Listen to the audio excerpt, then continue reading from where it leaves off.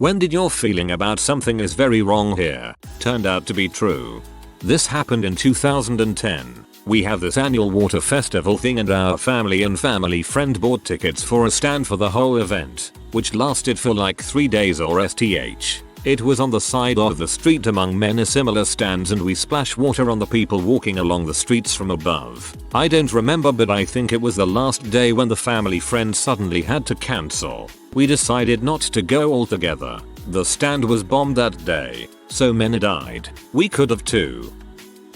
I got a good one. A few years back during my junior year of high school I was sitting at home playing this war of mine on my iPad when I had just a horrible feeling of doom in my stomach. Like the type you get when you know you got caught doing something bad but you hadn't been confronted yet. I sat there for an hour with that anxiety in my stomach. I figured I was just stressing about missing school the past few days because I had the flu pretty bad. My brother comes in the room screaming there's someone trying to get in. Now my mother is asleep but she was taking medication and it was hard to wake up. We also lived in a very safe area. Seriously violent crimes happened maybe once every few years. Nonetheless, I made sure I had a baseball bat beside me when I walked over to the door. It's dark outside but the guy comes in fast and isn't talking. Now I'm ready to swing until I realize it's my uncle on my mother's side. He says quickly, "Where is my mom?" And I said she was upstairs sleeping. My uncle looks at my brother and says, "Get your mom downstairs please."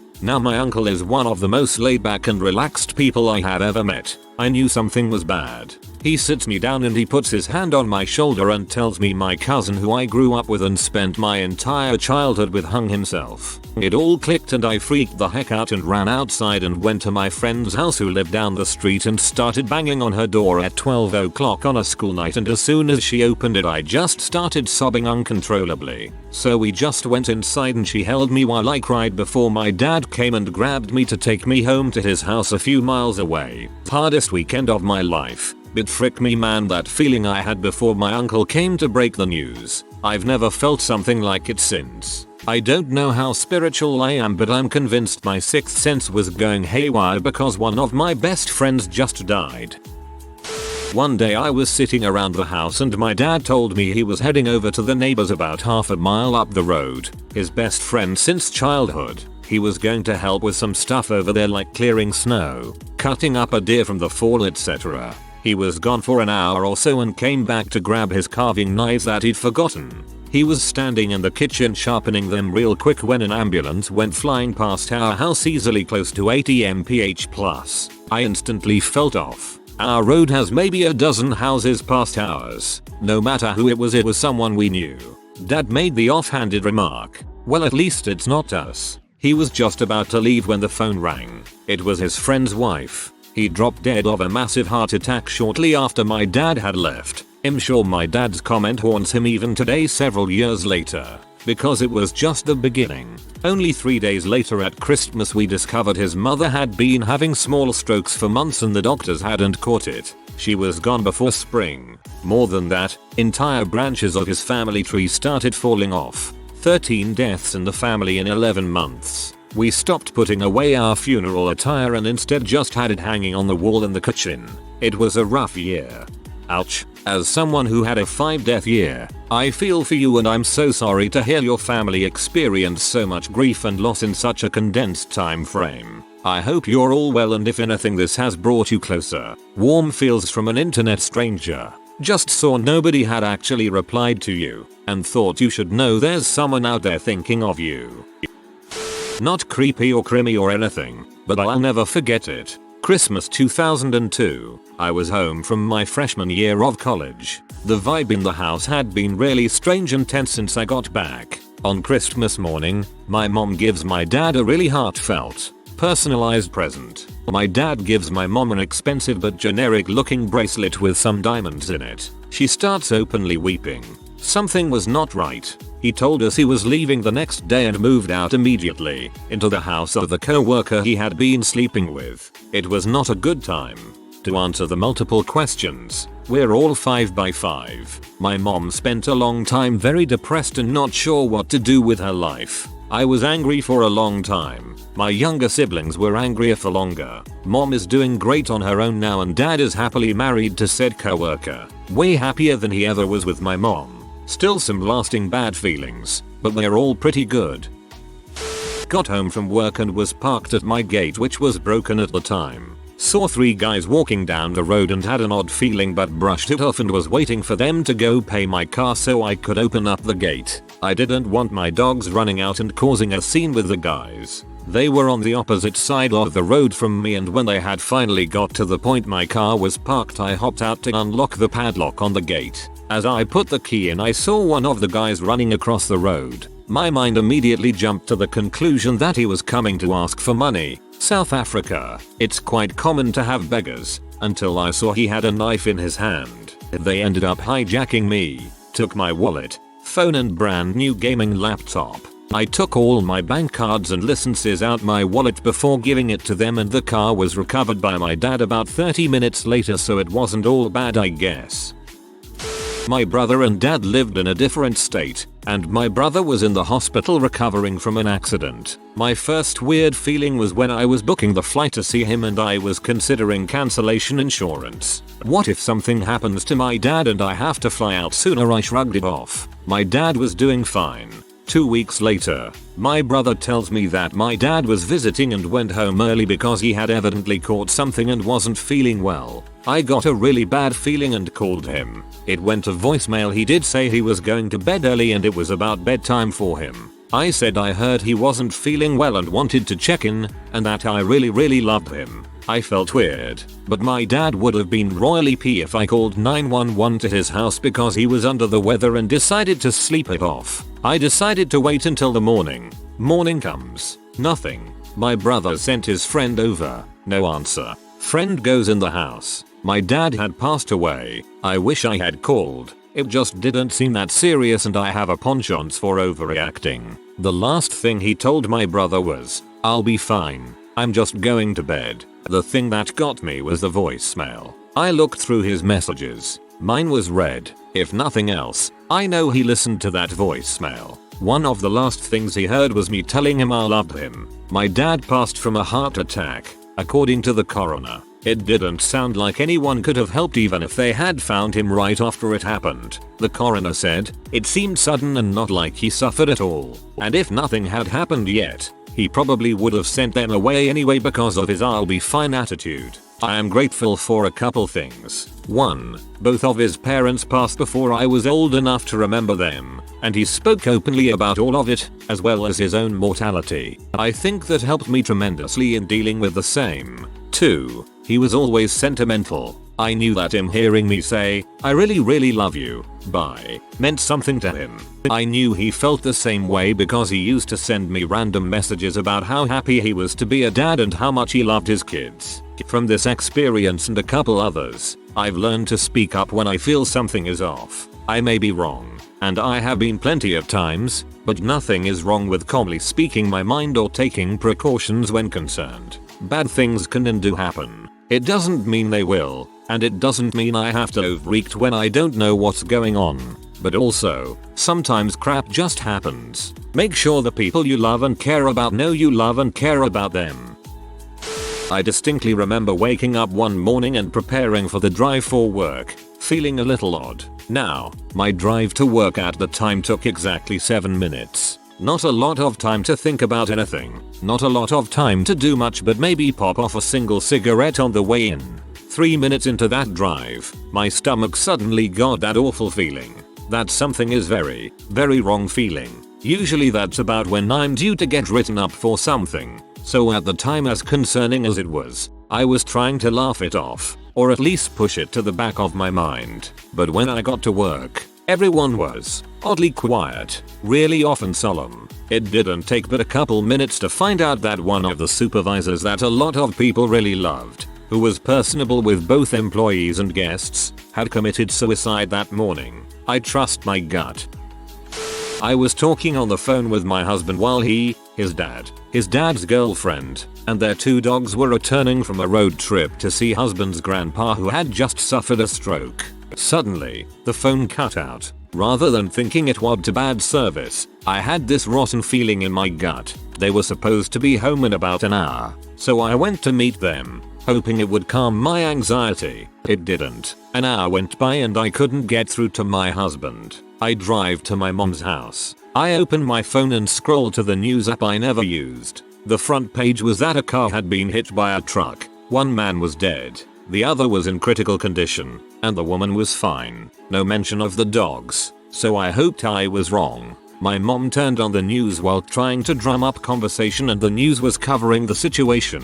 Now, it had been about an hour and a half since I spoke to my husband. I started to panic because the news description was so close. My mom began calling hospitals and soon found a man with my husband's last name. We didn't know if it was his dad or him who had died. We rushed to the hospital and were greeted by the chaplain who began explaining that it was my husband who was in the hospital and that he was crushed in the accident. The Flight for Life paramedics had to induce a coma because he was so alert. He was in surgery for something like 18 hours, and we were told his chances of making it were slim. After the surgery was declared a success, my husband remained in a coma for 2 more days before finally waking up. He's got titanium in both femurs, his hand was detached from his wrist, and his skull was split completely down the middle. Those are only his worst injuries. He had several other broken or fractured bones and a lot of internal bleeding. One of the dogs had gone through the window and died in the ditch nearby. The other saved my husband's life. She was laying in his lap and absorbed part of the impact, protecting his heart. The girlfriend turned out to only want money, and my husband's mother is a nightmare. He was left with so little of his family. Luckily, he has since recovered for the most part, and is quite successful in his field. A few years back I was coming home from uni and decided to go to the store for some food. While walking towards the store I got the feeling that I shouldn't go there and there's probably some food at home. So I turned around and walked home. The store is about 3 minutes from my house and about 2 hours later the roof of the store collapsed and 54 people died. Personal 1. I was home alone and my cousin called me at 11 PM and I was tired to pick up and thought about calling him tomorrow. I went to lay in bed. After a couple of seconds I had a weird feeling about the call. I didn't answer and I called him back just to tell me my grandmother passed away and that I should tell my parents and my aunt, his mother, book 2 flights for my parents immediately to get there for the funeral. I asked my dad to drive me to a friend's house for a gathering. He refused. It was kinda weird he refused, and I normally would have kicked up a bit of a fuss since it's a long and awkward train journey, but I calmly accepted that he wouldn't be driving me, and I went and got the train. There was an air show happening that day. An aeroplane engine failed mid-performance and crashed onto the motorway. A lot of people were killed. People going to the same gathering as me were killed. I would have been on that same strip of road at the same time it happened. I'm so thankful my dad didn't drive me that day. I was 18 and got in my first place with a couple of roommates. First roommate decided in December to move out and shortly after I met a girl and we were starting to stay over at each other's houses. We got paid on a Tuesday with tip out, which if you have never worked in restaurants is a percentage of tips to the waitresses that goes to the kitchen staff. I don't remember how much we got but it was a good week coming off the new year. Roommate had made plans to go out after work and I was gonna stay home. We got in my car. I took him to the liquor store, dropped off another co-worker and then we went home. He left about 20 minutes later. I decided to play some Xbox and chill on the couch. I then was going to roll a joint and that's when it hit me. It was a feeling I'll never forget, because it felt like the description they give to the Dementors from Harry Potter. It was like the oxygen was sucked clean out of the room and replaced with this cold feeling, like death was there. I picked up the phone and called my girlfriend, who I practically begged to let me come over. She gave in and we ended up watching a movie then went to bed. Her phone rings about 2:30 in the morning and it's my roommate, who says I have to go to the house. I went, to find him standing over a dead body, who I found out was someone we worked with who had quit a couple days before. I guess what had happened is they went back to the house, both drunk and the other guy was being loud, so my roommate wanted him out. He wouldn't leave and they scuffled until roommate basically strangled him to death. The courts ruled it was manslaughter because of the toxicology reports on both of them. However, I know that isn't the case. This year has been a big one for me. Since January, I had a strong feeling one, if not both of my parents would die this year, and that this year was one of great change. I found myself, often in the shower for whatever reason, practicing eulogies for both of them. I brought it up to my dad and he convinced me to think less on it. In March, my mom started acting very aloof, almost lost at points, would spend hours in the bathroom. Turns out, she had stage 4 brain cancer, which we found out about in April. She slowly slipped away throughout the summer and finally passed away in August. 2 weeks later my dad's brother had massive strokes and died as well. In the midst of this, my dad was also working hard to sell his 20 years old company, which he managed to do before mom passes. On his first day of retirement, he started having heart attacks, got a stent that failed a couple weeks later and sent him in to get a double bypass surgery, which had he made it out of. A week before my mom's service, my girlfriend, my partner for 4 years who I would spend my life with, dumped me because the pressure between us had gotten too much. Now it's just me and my dog living across the country from everyone I know. Dad is talking about traveling the world. There's a strong chance I am going with him now. It's been a freaking trip. I believe my sister and I had a connection beyond intuition. We weren't twins, or even biologically related. She was a foster child, for that matter, but we always just kind of knew when the other was in trouble. When I was 17 I was in a really bad car accident. I was having friends over that night and everyone had started showing up at my house but I hadn't returned home yet. My sister wanted my mom to call the hospital, but my mom wanted to respect my privacy and assured her I would be home in a little bit. My sister started freaking out and began grilling all of our friends about whether or not they had seen me. No one had heard from me. Finally, she gets my mom to call the hospital and find out if I had been admitted. I had been. Almost a decade later, I started getting nervous knots in my stomach. It lasted for a couple days and I felt like something was wrong but I didn't think too much about it. After I got back from Afghanistan I regularly got false bad feelings and was in the process of learning to ignore them. I got a call from our brother and he told me that our sister had been found dead where she had been shot and killed by a drug addict 2 days prior.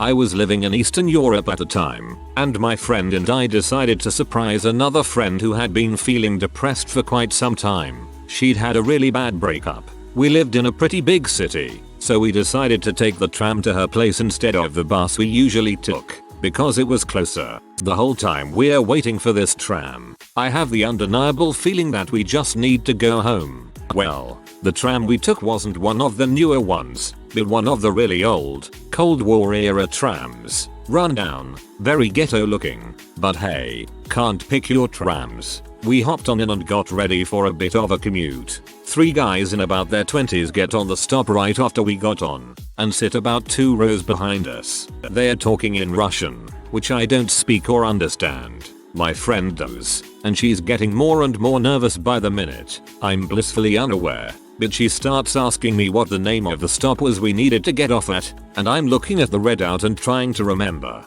I get the feeling that something's not right here, and we really shouldn't have made this trip. When I see the stop, we both get up. The guys behind us also get up. Something tells me this is not going to go down well. I was in front. My friend was behind, so I didn't see what happened next. I got off the tram, down the pretty steep flight of stairs. The guys followed us, grabbed my friend by the waist, and pushed her down the stairs. The next thing I know, she's yelling at me to run back on the tram, and so we bolt from one end to the other and make it back on just before the doors slam on the creeps trying to assault us. Needless to say, we were pretty shook up, especially my friend. We made it back to the center of town and called a cab to take us home. Later, my friend told me that it was really lucky that we got off when we did, because she knew that they were waiting for us to get to the end of the line so they could grab us. Fortunately, none of us were hurt and my friend didn't get groped or anything,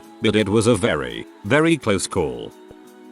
When I was about 13 or 14, my parents invited a new family that had just joined our church over for dinner. The mother had 5 children from 4 different men, and had brought her most recent live-in boyfriend to the dinner. I began trying to entertain her youngest child, aged 3, when I noticed that her behavior was off. She wasn't smiling. She would put her hands over her face randomly and would jump at noises. I observed her the whole evening and something felt very wrong. After they left, I told my dad that I think she may be being abused at home. He immediately brushed me off, something he does frequently, because how could I, a teenager, suggest such a thing? Preposterous. Well, a few months later, the mother shows up at our house with her younger children crying and all out of sorts. Turns out her live-in boyfriend had been beating the 3-year-old regularly. I was furious to know that this went on undetected months longer than it needed to. This experience taught me to always trust my gut, regardless of if I'm scoffed at.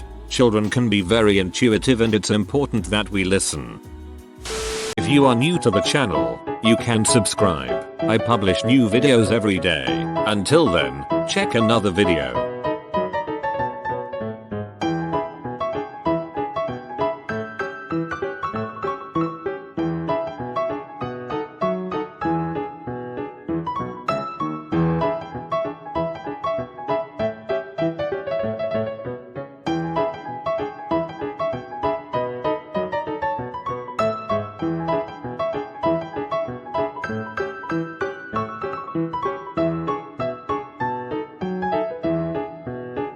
Bye for now.